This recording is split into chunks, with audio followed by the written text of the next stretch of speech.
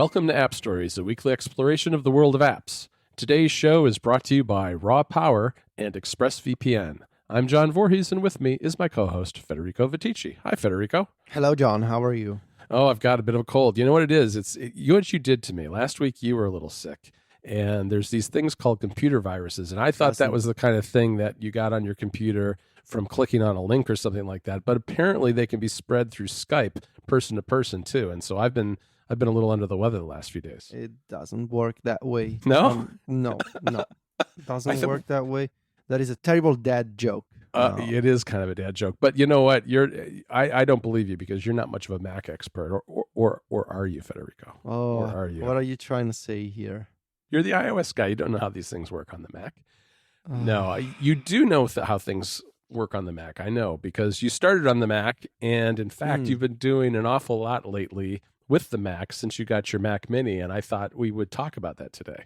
Yeah, so the context is this article that I published on Mac Stories as part of the iPad Diaries series. Initially, it started as a much, much lighter and shorter article about how do I access my Mac Mini from iOS? Mm-hmm. And the idea was I'm just going to talk about screens, VNC, and I'm going to talk about file browser because of how I need to, for example, browse the contents of my downloads folder or my home folder, that kind of stuff. And gradually, by a combination of me spending time with the Mac Mini and saying, well, this is a task that I can do with my Mac Mini server, and sort of finding more uses for the Mac Mini, and also figuring out how to combine shortcuts on iOS with automation on the Mac, it basically evolved into this multi-part sub-series of iPad Diaries, if you will, of accessing and controlling macOS from iOS. And so in the first article that I published on the site, I talk about three main themes, if you will. The first one is how do I access sort of the Finder and folders from the macOS file system on iOS. The second part, which are the shortcuts that I'm using the most right now on iOS to control things that happen on the Mac. So iOS shortcuts for macOS. And the third and final section about Keyboard Maestro and Better Touch Tool and how I'm using them to prepare my podcasting setup, which I used a few minutes ago preparing for this very show. So those were the three main sections. And there's going to be, as I mentioned at the end of the story, there's going to be lots more that I want to share. So right now, I already know what I'm going to cover in part 2. There's probably going to be a part 3. There's a bunch of things that I need to cover. I want to talk about YouTube DL for downloading YouTube videos. I want to talk about screens, which I actually didn't cover in the first part. I want to talk about Luna Display more. I want to talk about Homebridge because lots of people have been asking about that. So it's gonna be a lot of ground to cover.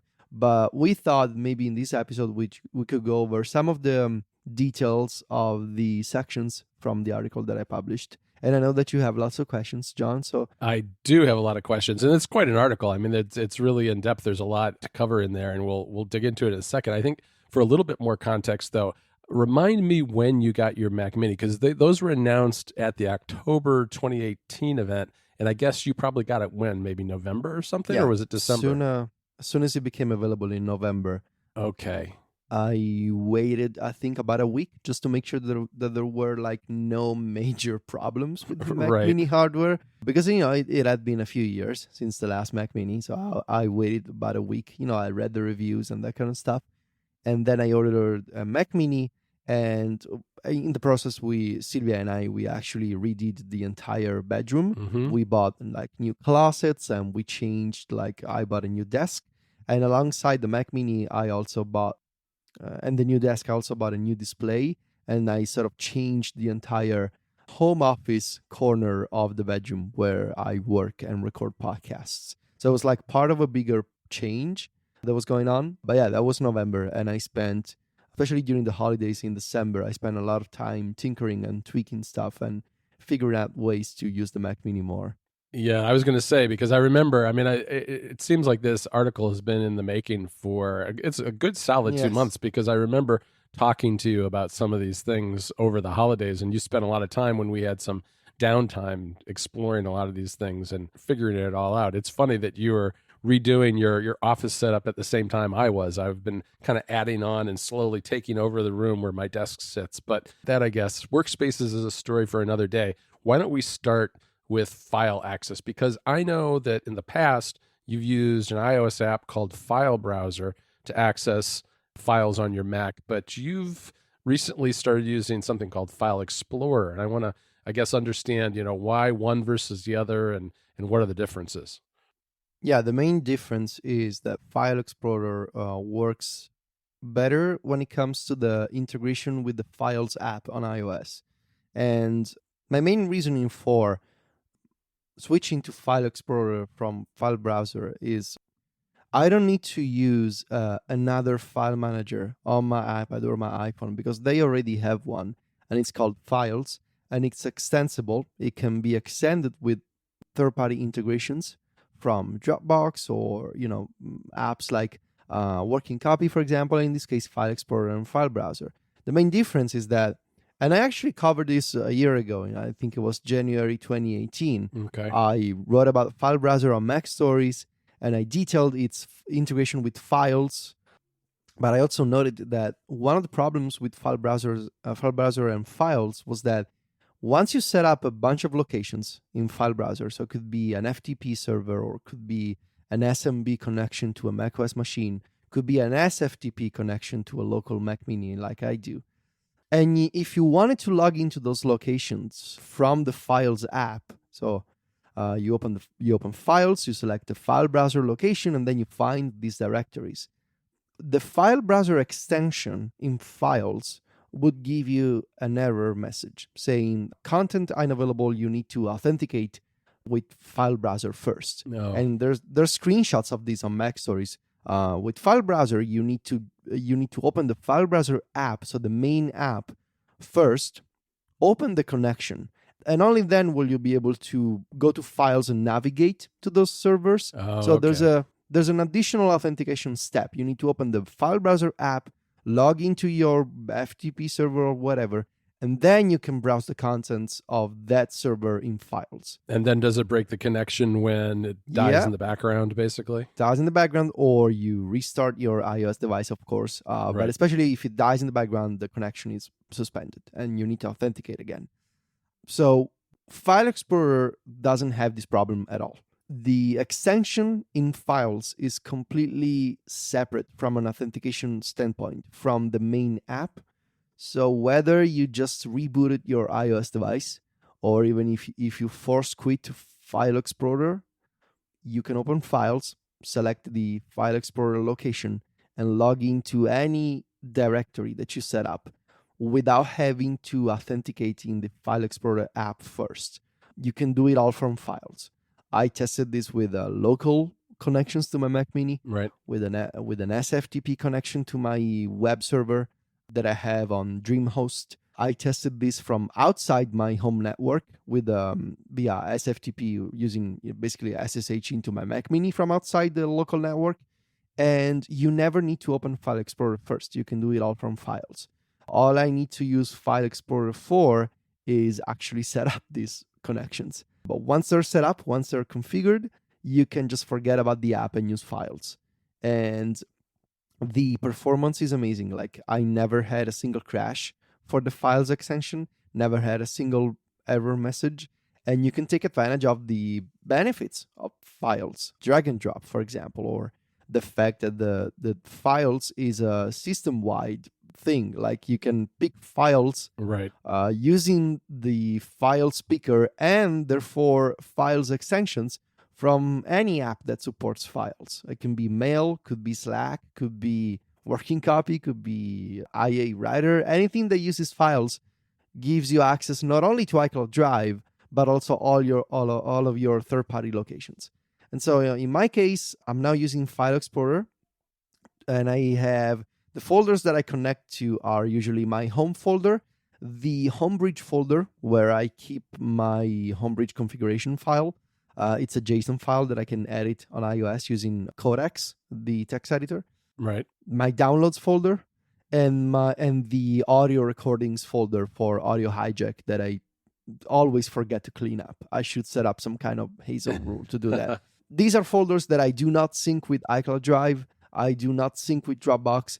It's just stuff that is on my Mac Mini, and because I'm using the Mac Mini more, but my main problem is I don't wanna necessarily sit down in front of a Mac Mini. It's a server. I should be able to access the server from iOS, and with File Explorer, I can access these folders from the Files app, which I really prefer to use in a third-party file manager. Yeah, let me ask you this about authentication. You can authenticate right within the Files app, but does it store your credentials at all? Like if you were to force quit Files, would you have to re-authenticate, and would the Well, of course, yeah. Yeah, you would have to re-authenticate, but would the credentials already be there, or do you just, where do the credentials come from? You set up the credentials and the initial path, that kind of stuff, in the File Explorer app. Okay. So you set up the connection there. There's no connection setup interface in Files. Okay, I see. It just takes whatever has been already configured in File Explorer and makes it available there. It just doesn't require you, like File Browser, to authenticate first. To go to the app first. Yeah. And that's a big change. All right, that is a big change. That is really nice, and I can really see that being a big benefit for things like the downloads folder. That's a folder that doesn't sync with iCloud Sync, and I find myself wanting to go in there fairly frequently, and it'd be a great way to do that. Let me ask you. I want to ask you just a totally unrelated Files thing really quickly. Do you have any trouble with the favorites persisting in Files? Yes. Okay. Yes, everybody does. For right. Third-party extensions, Yeah, third-party stuff. The favorites never stick. Right, because you and I have a couple of different Dropbox folders that we share that I go into all the time every week, and I just can't get those to stick, and it drives me a little crazy. This episode of App Stories is brought to you by Raw Power, a sophisticated photo editing app for the Mac and iOS. The app is called Raw Power for a good reason. It gives you complete control over Apple's Raw photo engine with features previously available only in Aperture. With Raw Power, you have control over things like boost, capture sharpening, moire, and a whole lot more. Some of my favorite features of both apps include its stellar highlight recovery, white balance, and curves features. It's also amazingly fast at decoding large RAW images using Apple's latest RAW technology on the GPU. It supports hundreds of RAW formats from different camera manufacturers, and of course it works with JPEGs, TIFFs, and other formats too. Recently the app added new adjustments including chromatic aberration, perspective, vignetting with a controllable center point, and a new enhance with definition and new deepen and lighten filters to bring richness to your images. There's also batch processing that works both with presets and when you're exporting. I want to tell you a couple of things about the Mac app that are unique to it too. The app runs as a Photos extension or a standalone app. If you use the photo extension, your non-destructive edits sync over iCloud Photo Library. There's also a full file browser to let you browse folders on your disk and manage your favorite folders. You can even use Raw Power in multiple windows and tabs. And you can create camera presets to automatically adjust your images that are specific to your camera and your personal taste. On iOS, the app runs as a standalone app with full access to your photo library. This is a complete photo application. It not only allows you to edit images, but you can create, rename, and delete albums. That full access to your folder hierarchy is fantastic, and it's probably my favorite feature because what it means is you don't have to go to another app in order to manage your photos. You can edit them and manage them in exactly the same place. Also, be sure to check out the show notes for a chance to win a free copy of Raw Power. Gentlemen Coders, the makers of Raw Power, are giving away 10 copies of each version of the app. Just go to the show notes and you'll see all the details and how to enter there. Raw Power makes your best shots better. If you miss Aperture, check out Raw Power for Mac and iOS. To learn more about these fantastic apps, go to gentlemencoders.com/appstories2019. Again, that's gentlemencoders.com/appstories2019 to learn more about Raw Power. Our thanks to Raw Power for supporting the show.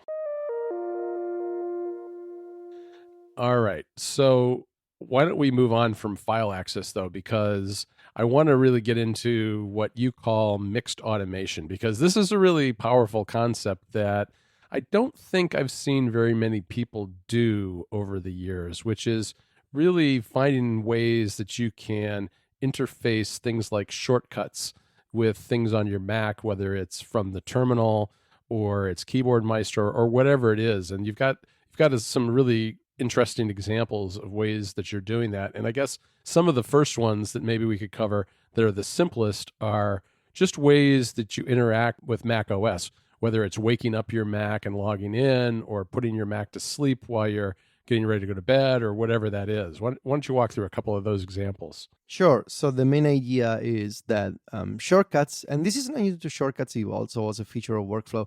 Shortcuts has an action called run script over SSH that allows you to run a shell command on a machine that has SSH enabled.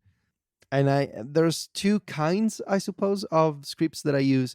There are pure shell commands, such as caffeinate, which is the command that wakes up the display of connected to a macOS machine, and PM set display sleep now, I think it's called, which is the opposite, puts the display to sleep. But there's also OSA script, and what OSA script does is it allows you to, it's a shell command, of course. All of these are shell commands. Right. But OSA script, with a certain configuration, it lets you embed an Apple script. So the natural language sounding scripting language of macOS, you can embed an entire Apple script, including line breaks. So it's wow. easy. Yeah, so it's easily, it's more you can read it. readable inside of an OSA script command.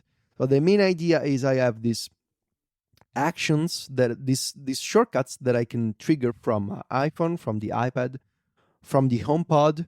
I can trigger them from the widget, even of shortcuts, and they do stuff on the Mac. So, for example, wake the display, put the display to sleep, but also play and pause iTunes, or change the contents of the clipboard of my Mac. So, I've always had problems with Universal Clipboard, especially when it comes to transferring between the iPhone and the Mac, or the iPad and the Mac. Uh-huh. And I set up a shortcut that uses two shell commands to say, take the clipboard of my iOS device and make it the clipboard of the Mac as well. And this is possible with shortcuts. And, I also gave it a Siri phrase. So now I can transfer the clipboard from my iOS device to the Mac with Siri, and it always works, unlike Universal Clipboard. Yeah, it's a great feature on the Mac when it works, but you're right, Universal Clipboard sometimes it's just not there, and sometimes it takes a little while too. I guess the main part of the article for this first set of shortcuts that I shared is about iTunes, and so I kind of wanted to give you some context on why I use iTunes and how. Right. The main reason is shortcuts on iOS. The Shortcuts app doesn't have any AirPlay 2 actions. Okay. And it doesn't have actions to automate the process of streaming audio to specific HomePods or AirPlay 2 speakers, and also change their volume in a programmatic way. Yes, on iOS, you can open Control Center and connect to a HomePod or multiple ones, but I don't want to do that manually. I wanted to be able to set up automations for playing certain playlists or albums with a specific volume level on specific HomePods. And so far, this is only possible with iTunes. Yeah. Thanks to Apple Script. iTunes we talk about this very often, as many problems. It's a legacy piece of software. It's confusing. Right. It's got too many options and too many features. It's got a lot of craft to it. But it's got excellent Apple Script integration that includes scripting connections, volume levels, and playback for AirPlay devices. And so I wanted to be able to have a shortcut that, for example, would let me start playing on shuffle a specific playlist that I have on Apple Music and therefore is also on iTunes on two specific HomePods with different volume levels for each. I could do this manually from Control Center, but I don't want to do it manually. I want to be automated. I want it to be faster. Right. It's a lot of steps when you're talking about different volumes, different HomePods, making sure shuffle is turned on, finding the playlist, all those different aspects of it. That really is several steps. That makes a lot of sense to me. What are you do you have like a custom Siri phrase for this too, I assume? Oh yeah, I have different Siri phrases for like different permutations of this. Like I want to play the playlist for that Sylvia and I like to listen to in day mode, for example. So like Okay. the volume is louder and the Right. lights are turned off. But I also have the same playlist for night mode. So like the lights are red and sort of dimmed, and the volume is quieter, and the speakers are just the bedroom and the hallway, but not the kitchen, which is too far from the bedroom. So Right. like it's a way to set up like different recipes for which HomePods are actually active, what's their volume level, what's the playlist that is playing, or what's the artist that is playing, that kind of stuff. Federico, you have to be honest with me here. Do you Okay. have difficulty remembering all these Siri commands that you've created? Because I almost imagine you with a giant chalkboard in your kitchen with all your Siri phrases on there so you remember what they are. Yes, it is difficult to remember lots of Siri phrases. A lot. I feel like the ones that I triggered the most, like those 15 Siri phrases that I use every day, I remember those. Like Yeah, I guess with the music ones, if you're using those kind of day in and day out, Yeah. that they become habit very quickly. yeah, they do. But also I tend to trigger these shortcuts from the widget a lot. So Oh, it's okay. it's visual. I use the widget more for this type of stuff rather than say time tracking, for example. My time tracking shortcuts, I trigger them via voice, but this stuff I usually do with the widget because it's the very problem of there's music playing and I don't want to yell over music to Sure. have Siri hear me correctly. Or you're in bed and you don't want to wake up the dogs or whatever it is. Yes, that's totally a thing. Like I have a footnote in the article about this that for some reason Zelda and Ginger they can sleep through music. Like if it's quiet, it's not like we're listening to heavy metal at night. Right. But so like if it's something chill and relaxing, they can sleep through music because we got them used to do this when they were little. But if I Mhm. talk to Siri, Ginger will wake up and stare at me like dad said something basically. So she I don't know why she does this. Maybe she hears the Siri activation command more reliably than the HomePod does. Anyway, yes, so I love these iTunes shortcuts because it's a great example, I think, of what's nice about having a Mac Mini server in that you have this computer that is always on and can always listen for commands, but also it's a way to script AirPlay and Apple Music in a way that is not currently possible with shortcuts. Now, all of this could become unnecessary and legacy and redundant if only shortcuts had AirPlay 2 actions. Right. And as soon as it does, I will be all over those actions. Like, if possible, I would like to get rid of iTunes and Apple scripts. But so far, this is the only way that I can do what I like to do, which is having fine-grained control over what HomePod is active or multiple HomePods and what's their individual volume level. And the only way to do this is via iTunes so far. Yeah, you got to think that that's something that is coming at some point down the road because it just makes so much sense from an automation standpoint. But on the other hand, the HomeKit stuff that's in shortcuts, it's there. They added that, but it's pretty limited at this point. Yeah, it's I wrote actually in September with the iOS 12 review that I was surprised that by the lack of AirPlay 2 actions, and I'm even more surprised now. Yeah. It just feels like something that is so. I mean, AirPlay is coming to television, so how is it not in shortcuts? Right. That's a really good point. This episode of App Stories is brought to you by ExpressVPN. high-speed, secure, and anonymous VPN service. We've seen a lot in the media lately about online security breaches, so it's only natural to worry about where your data goes, especially when something as simple as sending an email can put your private information at risk. Chances are you're being tracked by social media sites, marketing companies, and possibly even your own internet provider. And not only can they record your browsing history, they can also sell it to people who want to profit from your information. You can take back your privacy with ExpressVPN. ExpressVPN works by securing and anonymizing your internet browsing. It encrypts your data and hides your public IP address. You can turn on ExpressVPN protection with just one click. The easy-to-use app runs seamlessly in the background on your computer, phone, and tablet, and it costs less than $7 a month. ExpressVPN was rated the #1 VPN service by TechRadar.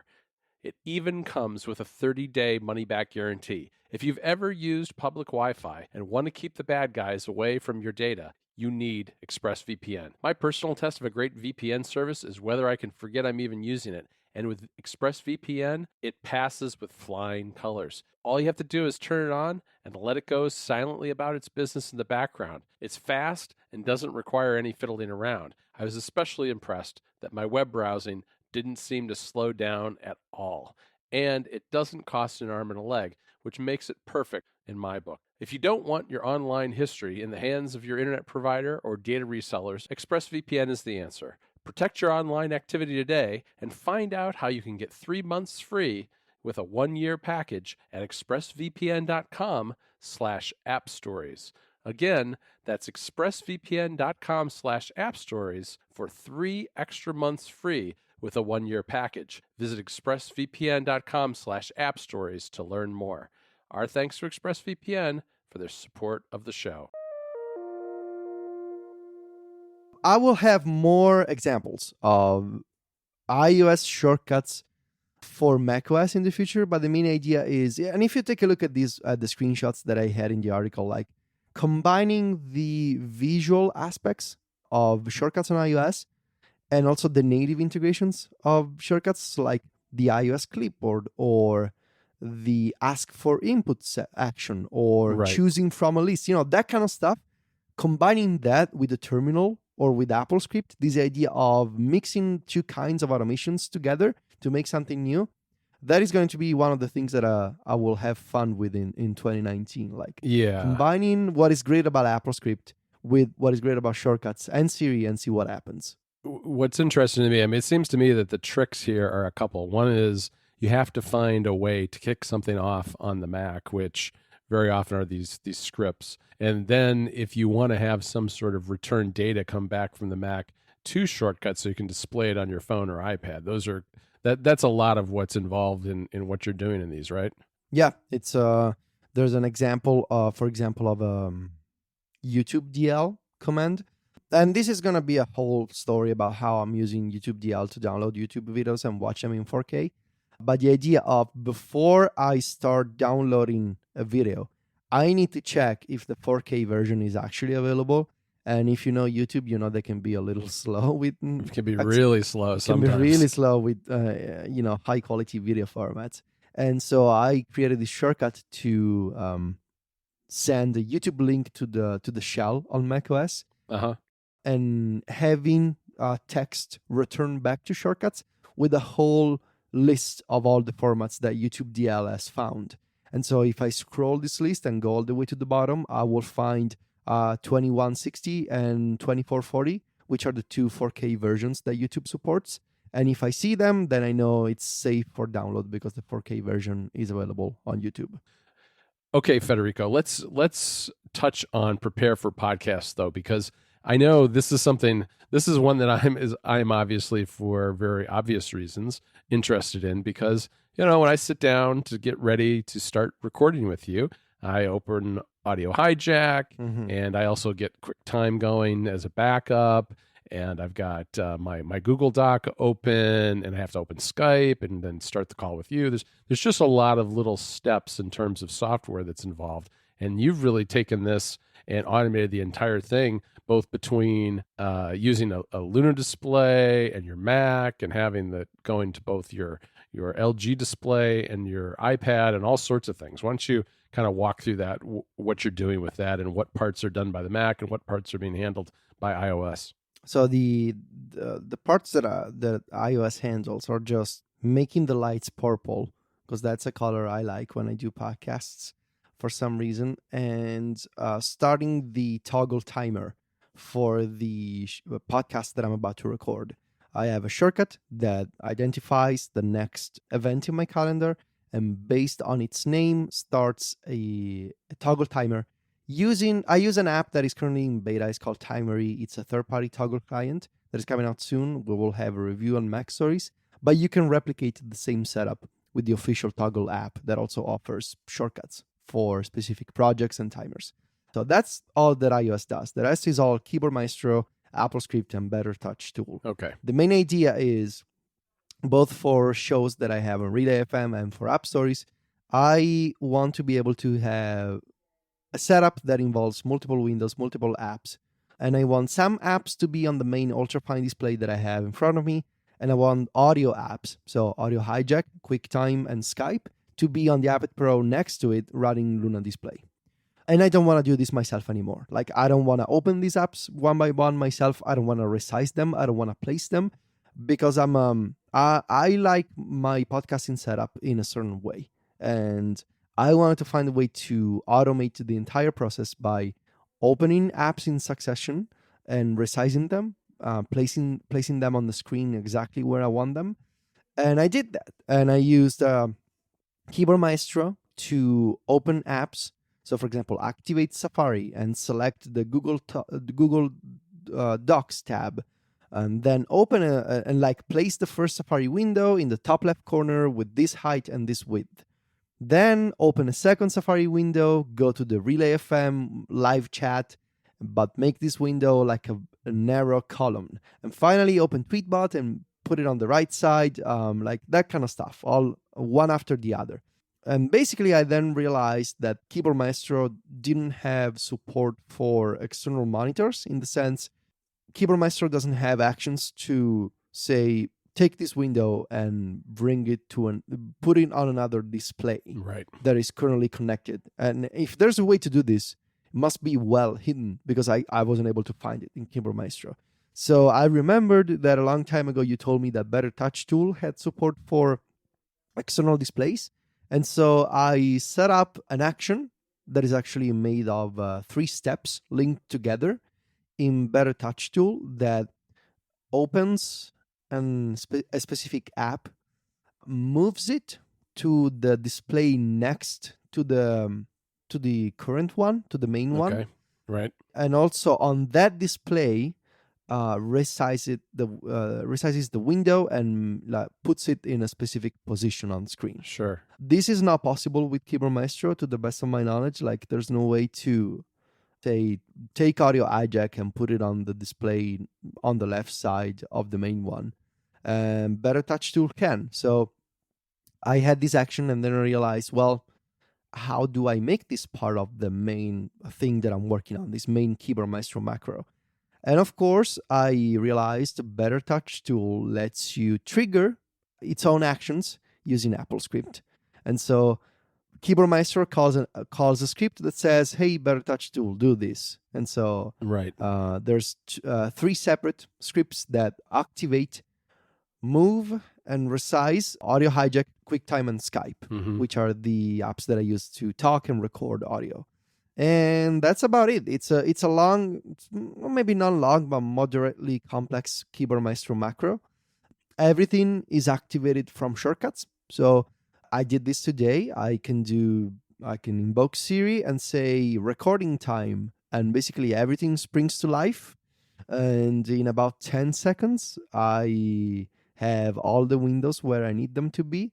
And windows on the ultrafine, windows on the iPad Pro with Luna Display, colors change, the lights change the color purple, and a toggle timer starts. And it takes about 10 seconds, and I didn't have to lift a single finger. I just need to sit down and record. Yeah, that's really cool. I mean, I do feel like sometimes when we're getting ready to record, and maybe I've been in the middle of doing something else, and you tell me you're ready, and I haven't done anything yet. And I'm like, oh no, now I got to open this and this and this and this, and it's just that's the kind of situation where you make mistakes too. And what's nice about the automation is it sets it up exactly the way you need it to be set up to make sure that you can just hit record and start talking, which I really like. And Keyboard Maestro is an app that I need to spend probably more time with. I have not historically used it a lot.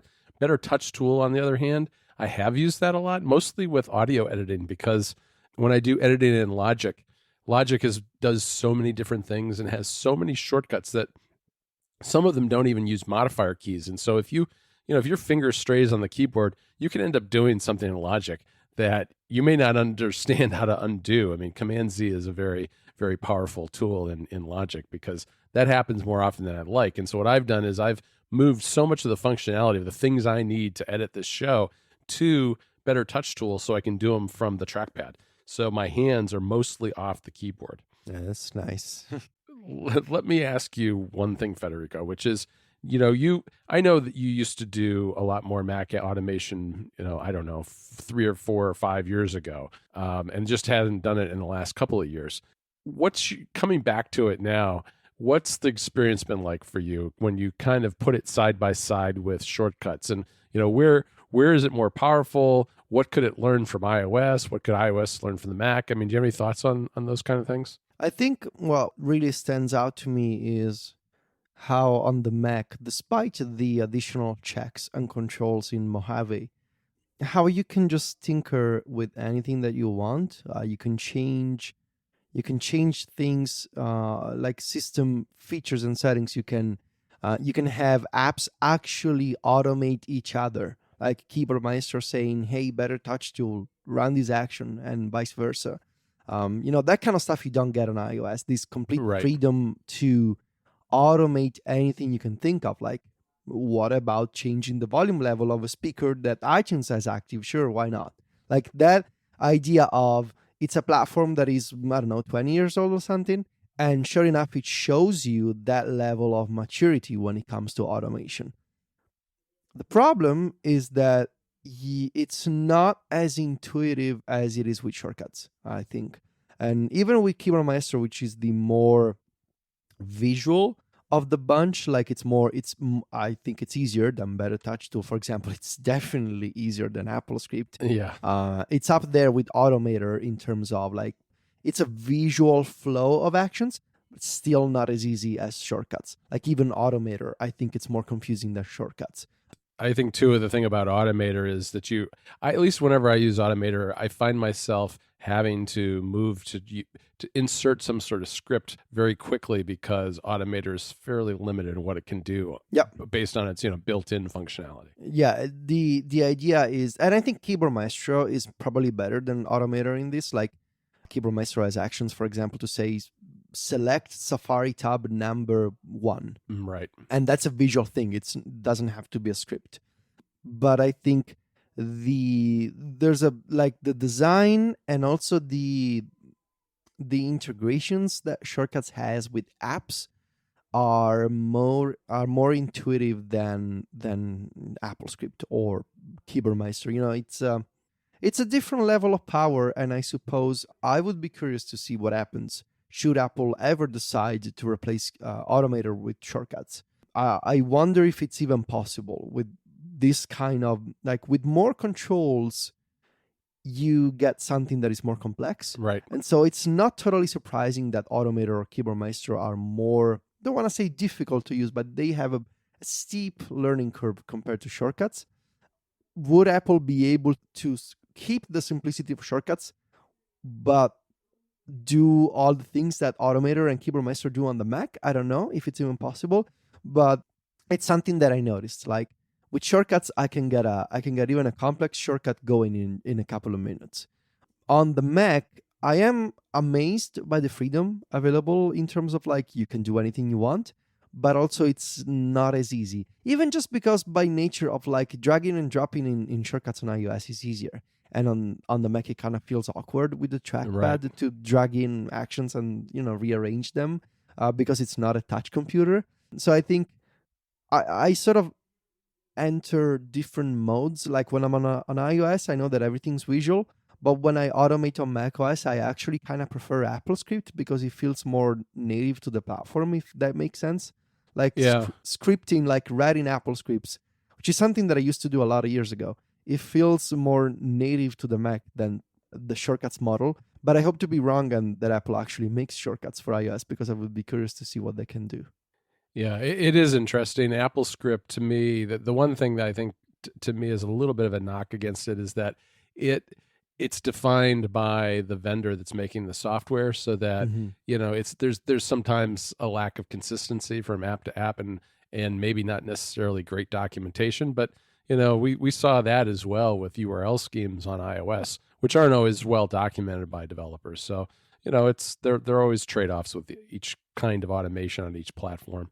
Federico, I think that's a great place to stop, I think. Mhm. I'm really looking forward, especially to hearing what you've been doing with YouTube, because I've gotten, as you do, we'll chat here and there, and I'll get little hints at what's going on behind the curtain, but I haven't seen the whole thing yet. So I'm pretty curious about that, because I want to start. I've already been using my Mac Mini for a lot of Plex stuff, including ripping some old movies that we had on disc to Plex. And I'd like to, start building a YouTube library and having 4K video. Well, I don't have a 4K TV, but I'm planning on getting one. So I should get one. One of the new ones, 2019 LG. Go for it. I'm thinking about it. In any event, yeah, I think that's a good place to stop. And I'm looking forward to what you have to say about this in the future and seeing what other things you create. I want to thank our sponsors for today's episode. That's Raw Power and ExpressVPN. And as usual, you can find me and Federico over at macstories.net. Federico is on Twitter, and he's at Viticci. That's VITICCI. And I'm at John Voorhees, JOHNVOORHWS. Talk to you next week, Federico. Ciao, John.